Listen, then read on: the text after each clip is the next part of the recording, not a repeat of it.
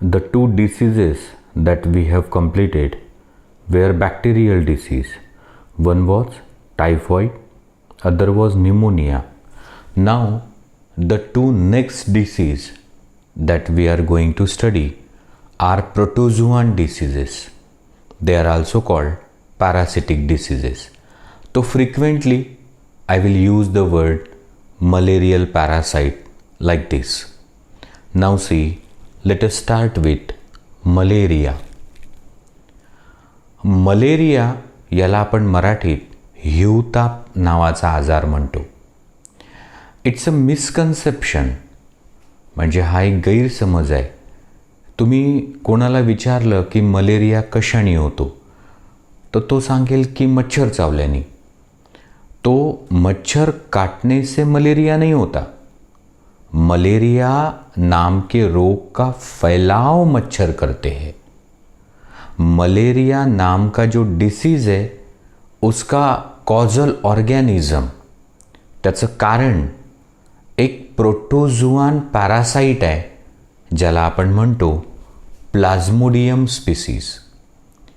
मतलब मच्छर काटने से मलेरिया नहीं होता, मलेरिया होता है प्लाज्मोडियम नाम के प्रोटोजुआन पैरासाइट से, और मच्छर मॉस्क्यूटो केवल उसका फैलाव करते हैं. माने from deceased person, a patient, to a healthy person, the disease is carried by mosquito. तो malaria is caused by a protozoan parasite जिसका नाम है प्लाज्मोडियम स्पीसीज. देखो, Plasmodium ovale, Plasmodium vivax, Plasmodium malariae and Plasmodium फाल्सीपैरम.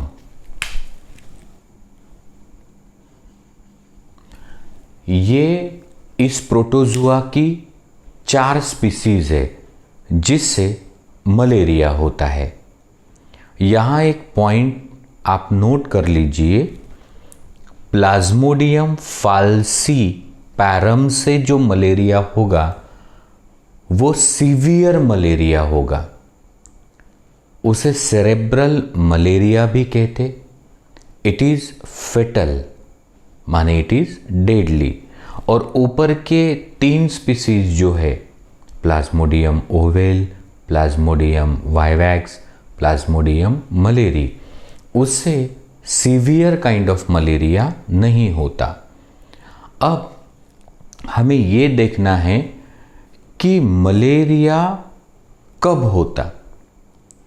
So when this parasite multiply in human RBC asexually, resulting in bursting of the RBCs, so it forms a substance called hemozoin that results in fever and chills, which are a typical symptom of malaria.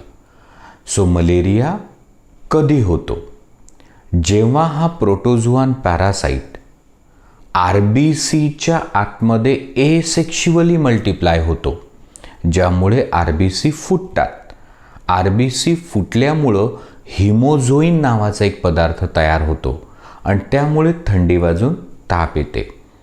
मैंने कहा ये प्रोटोजुआन parasite जब इंसान के खून में जो RBC है उसके अंदर भारी मात्रा में मल्टीप्लाई होता एसेक्शुअली और RBC फूट जाती, उससे हिमोजोइन नाम की एक चीज़ बनती जिसकी वजह से बुखार चढ़ता और पेशेंट को ठंड बचती है.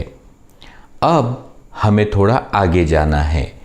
सो हमने पहले ये कहा कि मलेरिया का कॉजल ऑर्गेनिज्म कौन है.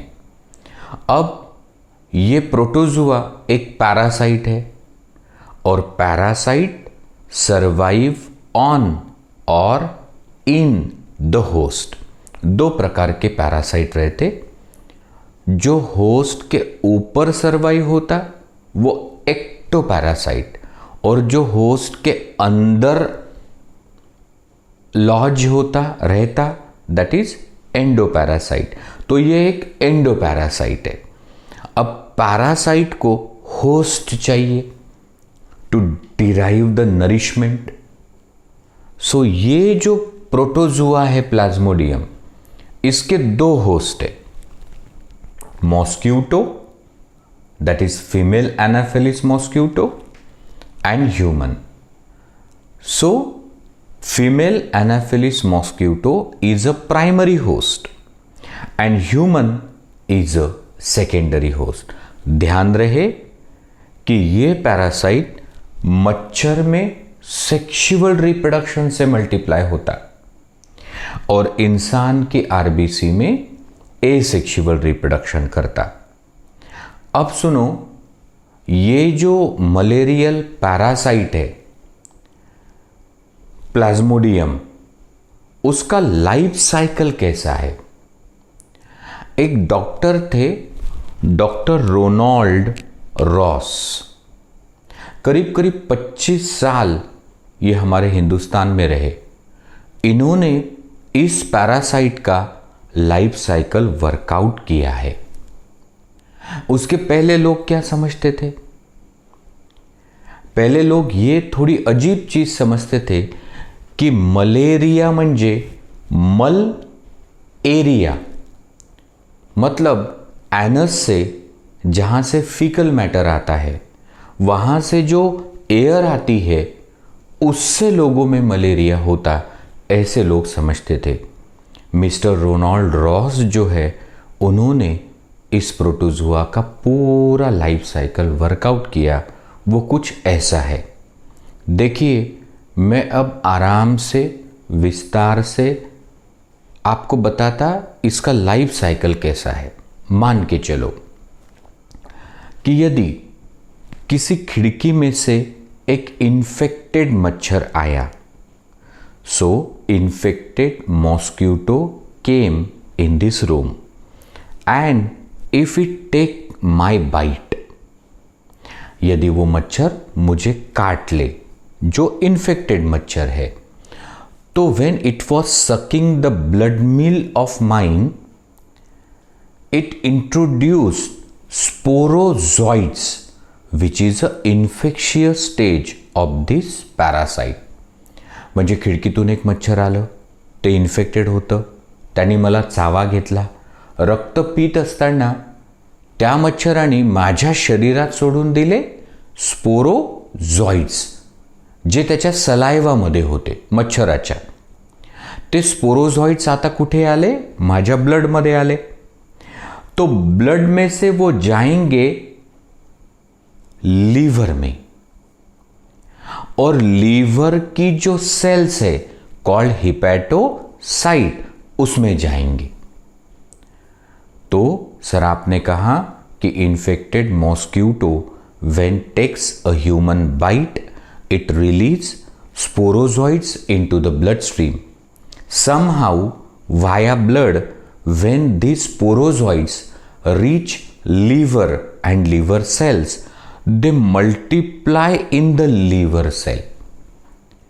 म्हणजे हे जे स्पोरोझॉइड रक्ताद्वारे गेले लिव्हरमध्ये, तर लिव्हरच्या सेलमध्ये गेले आणि तिथे झाले मल्टिप्लाय.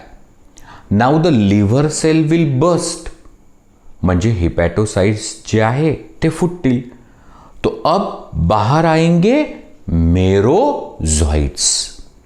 तो मैंने चित्र में देखो ऐसा दिखाया कि जब कोई मच्छर इंसान को काटता है तो वो स्पोरोजॉइड्स रिलीज करता ब्लड में, और जब ये स्पोरोजॉइड्स पहुंचे लीवर में, लीवर सेल में माने हिपैटोसाइट, वहां पे ये स्पोरोजॉइड्स मल्टीप्लाई हुए हिपैटोसाइट में, और फिर हिपैटोसाइट माने लीवर सेल फूट गई और बाहर कौन आया? मेरोजॉइड्स. अब ये जो मेरोजॉइड्स हिपैटोसाइट में से बाहर आए, दे मल्टीप्लाई इन आरबीसी.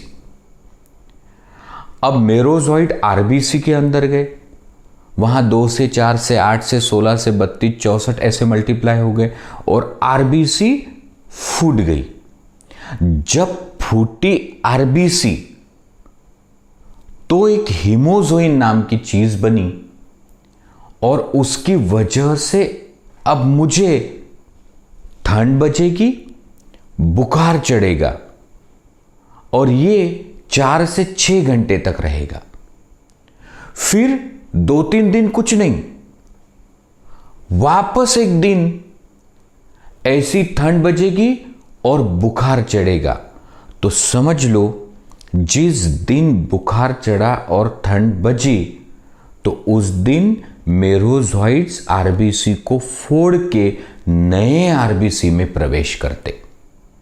मतलब कि सिम्टम्स उस दिन आते जिस दिन आरबीसी फूटती है और ये पैरासाइट नई आरबीसी में घुसता है। तो पहले मच्छर ने काट लिया और छोड़े हमारे अंदर स्पोरोजॉइट। वो खून के जरिए पहुंचे लीवर में, लीवर की सेल में, जहां वो मल्टीप्लाई होके बने मेरोजॉइट। तो ये 3 प्री इरिथ्रोसाइटिक फेज म्हणजे अजून आरबीसी मध्ये प्रवेश झाला नाही। और जब हिपैटोसाइट से आरबीसी के अंदर वो घुस गया पैरासाइट तो वो है इरिथ्रोसाइटिक फेज और सिर्फ इरिथ्रोसाइटिक फेज में ही सिम्टम्स आते हैं। ऐसे कई साइकिल्स इस पैरासाइट के पेशेंट के अंदर होते हैं। एक एक बैच आरबीसी की नष्ट होती है और नई बैच में इन्फेक्शन होता है। रैपिडली हीमोग्लोबिन कम होता है, बिलीरुबिन बढ़ता है पेशेंट में। अब क्या हुआ आगे सुनो। तो सर पहले मच्छर ने काट लिया तो स्पोरोजॉइट हमारे अंदर आए, वो लीवर तक पहुँचे, फिर वो स्पोरोजॉइड्स गए हिपैटोसाइट में, हिपैटोसाइट में वो मल्टीप्लाई होके मेरोजॉइड्स बने, मेरोजॉइड्स आरबीसी में गए, वहाँ वो मल्टीप्लाई हो गए। तो वहाँ वो कई रूप अपनाते हैं, ट्रोफोजॉइड, रिंग फॉर्म, स्किजॉइंट ऐसे रूप अपनाते एंड फाइनली बिकेम मेरोजॉइड्स। यहां ध्यान दो, कुछ मेरोजॉइड्स मल्टीप्लाई हो रहे, आरबीसी को नष्ट कर रहे, और कुछ मेरोजॉइड्स बन गए गमेटोसाइट्स इंसान के अंदर। अब मेरे अंदर गमेटोसाइट्स बन गए। अब दूसरी खिड़की से एक मच्छर आया, फीमेल एनाफिलिस मॉस्क्यूटो, और उस मच्छर ने मुझे बाइट किया और मेरा ब्लड मिल किया सक। अब ध्यान दो, जो दूसरा मच्छर है वो इन्फेक्टेड नहीं था, उसने मुझे जब बाइट किया, अब मैं कौन बन गया हूं? पेशेंट, क्योंकि मेरे अंदर क्या है अब? गमेटोसाइट्स। तो खून चूसते समय उस मच्छर ने मुझसे ले लिए गमेटोसाइट। तो gametocyte is a infective stage for mosquito and sporozoite is a infective stage for human. आता ते जे मच्छर मला चावलं ना, ज्याने माझं रक्त पिलं, सोबत पिले गमेटोसाइट, अब उस मच्छर के अंदर मेल गमेटोसाइट, फीमेल गमेटोसाइट फ्यूज होंगे और ऊकाइनेट बनेगा, अ काइंड ऑफ जाइगोट। तो सर मच्छर के अंदर 2 गमीट का फ्यूजन हुआ और मच्छर के अंदर बना एक जाइगोट, मतलब मोटाइल जाइगोट, जिसको बोलते ऊकाइनेट, और वो उस मच्छर के इंटेस्टाइन में गया और वो गाड़ा गया वहां। तो अब वो बन गया oocyst। तो मच्छर ने मेरे गमेटोसाइट लिए, फर्टिलाइजेशन हुआ, ऊकाइनेट हुआ और oocyst अब है इंटेस्टाइन में गाड़ा गया। एक दिन उस मच्छर के इंटेस्टाइन में वो oocyst फूट गया। एक दिवस मच्छराच्या आतड्यामध्ये ते उसिस्ट फुटलं आणि त्याच्यातून बाहेर आले स्पोरोझॉइट्स. तो सर मच्छर की आंत में वो उसिस्ट फूटने से जो स्पोरोझॉइट्स निकले वो कहाँ गए? उस मच्छर की सलाइवा में. और ऐसा मच्छर जिसकी सलाइवरी ग्लैंड में है स्पोरोझॉइट, अब किसी दूसरे को काट ले तो मेरा मलेरिया दूसरे व्यक्ति में मच्छर ने किया ट्रांसफर. म्हणजे एक इन्फेक्टेड मच्छर मला चावलं होतं तर मला मलेरिया झाला. एक मच्छर जे इन्फेक्टेड नव्हतं त्यांनी मला चावलं, आता मी मलेरियल पेशंट आहे, त्यांनी माझा मलेरिया दूसऱ्यात ट्रांसफर केला. अगर हम मच्छर को काटने से रोके तो मलेरिया का फैलाव नहीं होता. मतलब इसका फैलाव करते हैं फीमेल एनाफिलिस मॉस्किटो. तो सर बार बार फीमेल क्यों? क्योंकि मेल मॉस्किटोज जो है वो बाइट नहीं करते. They survive on plant cell sap. Only blood meal is used by the female mosquito. तो इस चित्र में गौर करो, मैंने हाफ पोर्शन में ह्यूमन लिखा. तो पहले किसी व्यक्ति को मच्छर जब काटता तो व्यक्ति में स्पोरोझॉइट्स आते. उस व्यक्ति के लीवर में माने हिपैटोसाइट में वो स्पोरोझॉइट मल्टीप्लाई होके मेरोझॉइट बनते. मेरोझॉइट आरबीसी में जाते और वहाँ असेक्सुअली मल्टीप्लाई होते और कई सारे साइकिल्स उसके मल्टीप्लाई होने से व्यक्ति को मलेरिया हो जाता. और फिर कुछ मेरोझॉइट गमीटोसाइट बनते. अब दूसरा मच्छर जब उस व्यक्ति को काट ले तो गमीटोसाइट मच्छर में गए, वहाँ फर्टिलाइजेशन होके ओकाइनेट बना, ओसिस्ट बना. ओसिस्ट फूटने से स्पोरोझॉइट्स निकले जो उसकी सलाइवरी ग्लैंड में गए. और ऐसा मच्छर जब किसी और को काटेगा तो सेम इवेंट्स विल रिपीट. तो इस तरफ मॉस्किटो में डेवलपमेंट, इस तरफ इंसान में डेवलपमेंट है. अब हमें देखना है कि मलेरिया के सिम्टम्स क्या है. तो सुनो, fever accompanied will chills and rigor, म्हणजे थंडी वाजून ताप येते, which is repeated after every 2 days in case of ovel and vivax. म्हणजे थंडी वाजून ताप 2-2 दिवसांनी येते in case of oval and vivax. और अगर प्लाज्मोडियम मलेरी है तो 3 दिन बाद बुखार चढ़ता और ठंड बचती है. तो सर इसके सिम्टम में पहला आपने बताया मलेरिया का लक्षण fever along with chills and rigor. Again severe headache, म्हणजे हे जे फोरहेड आहे ना हे खूप दुखतं, सिव्हिअर हेडेक होतो.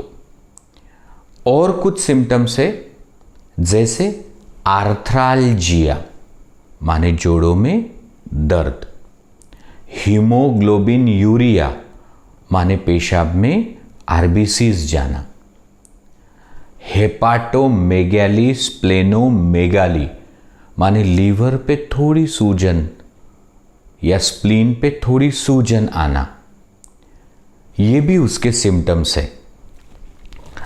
अब इसका ट्रांसमिशन हमने देखा कि एक व्यक्ति जिसे मलेरिया है उसे फीमेल एनाफिलिस काट देता और फिर ये मच्छर जब किसी अच्छे व्यक्ति को काटेगा, मतलब हेल्दी को, तो the disease is carried from infected person to healthy person via female anopheles mosquito. अब इसका प्रिवेंशन कैसा करना? अब अगर आपको ट्रान्समिशन मालूम आहे, म्हणजे कसा फैलतो हे ज्याला माहिती आहे त्याला कसं थांबवता येतो हेही माहिती होतं. कसं? कौन करता है इस रोग का फैलाव? मच्छर. अगर हम मच्छर को काटने से रोके और या उनकी पैदाश को रोके तो इसको प्रिवेंट किया जा सकता है। ये तो मलेरिया का छोड़ दो घड़ी भर के लिए, बट ऐसे ही मच्छरों से डेंगू फैलता है, चिकुनगुनिया फैलता है। इडिस इजिप्टिस नावाचं मच्छर है जो डेंगू और चिकनगुनिया फैलाता है। तो सर फिर मच्छर की रोकथाम कैसे करें? Wherever there is a stagnant and standing water, it should be drained. It should be sprayed with the insecticides. म्हणजे जिथं पाणी थांबतं ते पाणी काढून द्यायला पाहिजे, त्याच्यावर कीटकनाशक मारायला पाहिजे। इतना ही नहीं, हर डोर विंडो को मॉस्किटो नेट होनी चाहिए, घरों में मॉस्किटो रेपेलेंट्स यूज करने चाहिए, या फिर to sleep under mosquito bed net. इससे हम मच्छर को काटने से रोक सकते, तो मलेरिया की रोकथाम होती है। या बायोलॉजिकल कंट्रोल में ज्याला मराठीत आपण गप्पी मासे म्हणतो, गंबुजिया फिश, जर ते नालीमध्ये टाकले तो फिर वो इस मॉस्किटो की लार्वा को खा लेंगे और उनकी तादाद कम हो जाएगी। तो मराठी में लिखा रहता, गप्पी मासे पाळा, हिव ताप टाळा। अब इसकी ट्रीटमेंट तो हर एक की जुबान पर इसकी ट्रीटमेंट है। जैसे अमेरिका ने भारत से मांगी है वो औषधि hydroxy chloroquine. It is actually anti malarial drug. तो क्लोरोक्विनची गोळी हिवतापाची होळी असं आमच्या लहानपणी भिंतीवर लिहिलेलं राहायचं शासनाकडनं। तो क्लोरोक्विनची गोळी घेतल्याने मलेरियल पैरासाइट मरतात। सर पेशेंट जब डॉक्टर को सारे सिम्टम्स बताएगा तो डॉक्टर को कैसे मालूम कि ये मलेरिया से ही सिम्टम्स है? तो कंफर्मेशन ब्लड टेस्ट से होता है। जो पैथोलॉजिस्ट होता है वो अपने माइक्रोस्कोप में आरबीसी में मलेरियल पैरासाइट को देख सकता है। तो ये हमने देखा कि मलेरियल पैरासाइट का लाइफ साइकिल कैसा है, उसके दो host, symptoms, transmission, prevention and treatment. Thanks to the Ronald Ross. देखो इनको 1902 का नोबेल प्राइज है। This man has served India for 25 years in the British regime. अब दूसरा एक प्रोटोजुआन डिसीज है अमेबियासिस। म्हणजे आपण प्रोटोजुआमुळे होणारा एक रोग पाहला, मलेरिया म्हणजे हिवताप। आता अमेबियासिस किंवा अमेबिक डिसेंट्री। ये इतना एक कॉमन डिसीज है जो personal hygiene and public hygiene maintain करने से रोका जा सकता है। और don't take it lightly. Worldwide 70,000 death occur because of amoebiasis. म्हणजे अमेबिक डिसेंट्रीमुळे जगभरात दरवर्षी 70,000 लोकांना मृत्यू येतो। आणि हा रोग आपण दूर ठेवू शकतो व्यक्तिगत स्वच्छता आणि सार्वजनिक स्वच्छतेने।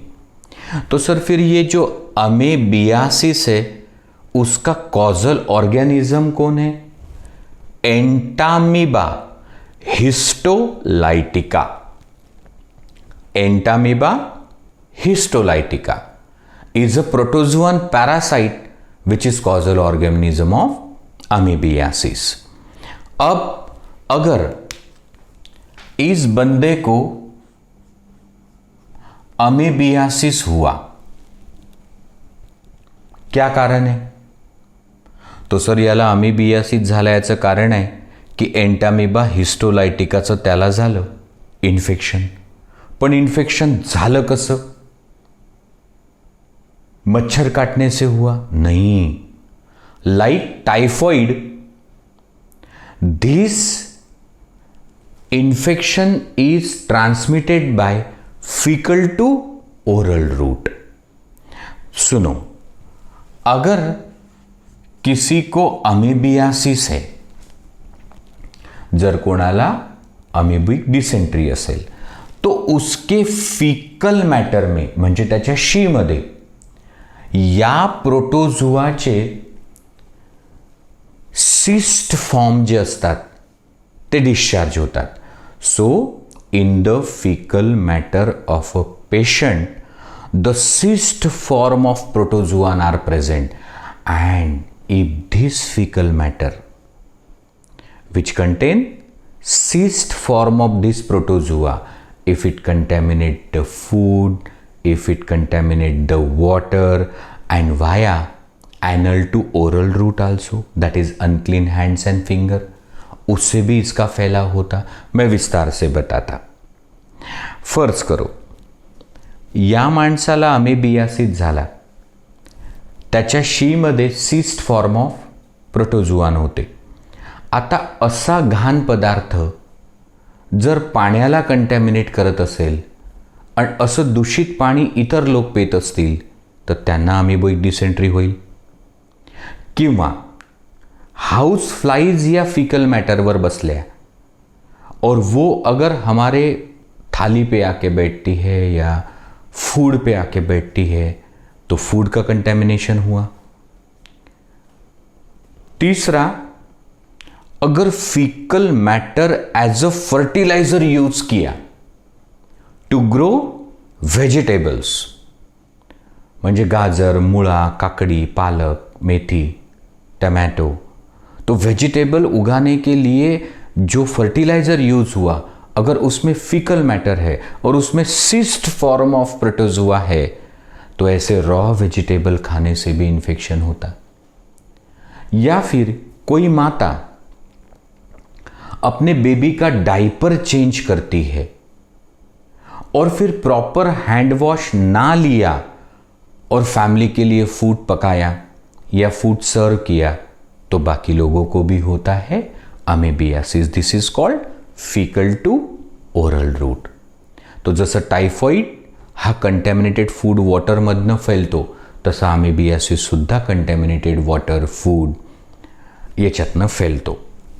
अब हमें सोर्स ऑफ पैथोजन मालूम हुआ कि faecal matter of a infected person.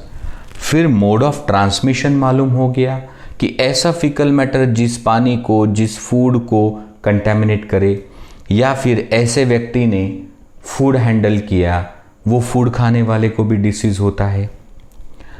अब prevention. So water should be properly boiled, chlorinated या फिर purified bye filtration and sedimentation. तो पानी को हमने डीकंटैमिनेट किया है. नंबर 2, फूड आर्टिकल्स जो है वो ढके रखने चाहिए. Proper disposal of the excreta of such fellows, म्हणजे सॅनिटेशन प्रॉपर असलं तर, अँड एक proper hand wash for some 20 seconds with any soap. तो this is a personal hygiene, उससे भी हम इसको रोक सकते थे. नेक्स्ट इज इसके सिम्टम्स क्या है. Now that's important. कॉन्सेंट्रेट. अमेबियासिस में बी एसिम्टोमेटिक. बहुत से लोगों को अमेबियासिस है पर लक्षण ही नहीं है. They act as a carrier and spread the disease in society. But जिनमें सिम्टम्स आते हैं उनमें सिम्टम्स क्या आते, तो स्टूल्स विथ मोर म्यूकस और ब्लड, म्हणजे शी जी असते त्याच्यासोबत चिकट पदार्थ येणे किंवा रक्तही येणे. कुछ लोगों में कॉन्स्टिपेशन होता, मलकोष्ठता, बद्धकोष्ठता. कुछ लोगों में माइल्ड डायरिया या डिसेंट्री भी हो सकती. म्हणजे अमेबियासिस झालेल्या लोकांच्या शीमध्ये चिकट पदार्थ असतो, रक्त असतो. काही लोकांना मलकोष्ठता होते तर काहींना माइल्ड डायरिया किंवा डिसेंट्री लागू शकते. ये जो पैरासाइट है वो रहता कहाँ है? लार्ज इंटेस्टाइन में, और वहां it feeds on faecal matter and RBC, mucus. म्हणजे हा जो पॅरासाइट आहे हा इन्फेक्टेड माणसाच्या मोठ्या आतड्यात राहतो आणि तिथं आरबीसीज असतील, म्यूकस असेल, फीसेस असतील, त्याच्यावरती हा फीड करत असतो. तो सर हर इन्फेक्टेड व्यक्ति के फीकल मैटर में सिस्ट फॉर्म रहते क्या? नहीं, दो फॉर्म रहते, सिस्ट एंड नॉन सिस्ट. तो वो जो नॉन सिस्ट फॉर्म वाले हैं वो तो मर जाते, उससे इन्फेक्शन नहीं होता, पर सिस्ट फॉर्म से दूसरों को होता इन्फेक्शन. अब हमें causal organism, source of pathogen, mode of transmission, prevention मालूम हो गया है. तो अभी हम देखते ट्रीटमेंट क्या है. एंटी प्रोटोजुआल ड्रग से सेट्रोजिल. तो ऐसी दवाई डॉक्टर साहब देते हैं जिससे ये पैरासाइट मर जाते हैं. यहां एक इंटरेस्टिंग चीज है कि ये जो पैरासाइट है ये लार्ज इंटेस्टाइन से ब्लड के जरिए शरीर में भी फैल सकता और लीवर में आके वो एक एब्सेस फॉर्म कर सकता. एब्सेस म्हणजे ॲक्युम्युलेशन ऑफ पस, म्हणजे पू जमा होणारा एखादा फोड, याला ॲब्सेस म्हणतात. तो ये अमीबॉइड डिसेंट्री वाला जो प्रोटोजुआ है वो लार्ज इंटेस्टाइन से ब्लड स्ट्रीम में से होके लीवर में जाके वहाँ पे एब्सेस भी प्रोड्यूस कर सकता है. तो आता आपण 2 प्रोटोजुआन डिसीज पाहिले, malaria because of plasmodium species आणि amoebiasis because of entamoeba histolytica. अगले लेक्चर में हम 2 हेलमिंथिक डिसीज और 2 वायरल डिसीज देखेंगे. Ascariasis filariasis are helminthic disease and common cold and AIDS are the viral disease. Thank you.